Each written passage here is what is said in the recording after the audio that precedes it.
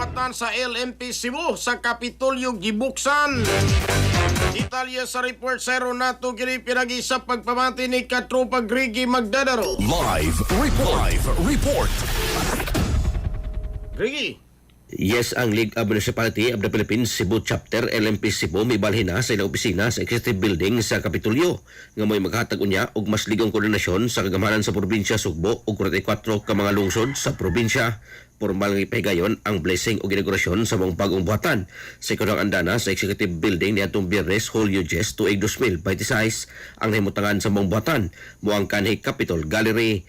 Ang inaugurasyon gitambungan ni Governor Pamela Pambari 4, Vice Governor Glenn Soco ug mga sakop sa unta probinsyal, Mandawi City Mayor Junkie Uwano, mga sakop sa LMP Cebu Executive Committee pinanguluhan ni Cordova Mayor ug LMP President Didoy Suwan. Matod ni Suwan nga ang pagbalhin sa buhatan sa LMP Cebu gikan sa Executive Building paingon sa Legislative Building.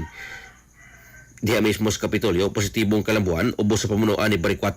Sang dito paduol niini ang mga yang ungo sa buhatan sa gobernadora. Dugang panisuan nga ang mga buhatan di lang magsilbing headquarter sa mga opisyal sa LMP Cebu, kundi lang mahimo usab nga lounge sa mga mayor sa probinsya Sugbo nga mahimo sila makapahuway, makapahigayon og panagtigom samtang adunay katuyuan sa Kapitolyo. Ang mga buhatan aduna sa mga personnel nga makatabang sa mga mayor sa ilang yang ungo lakip na mga abogado nga makahatag og serbisyong legal.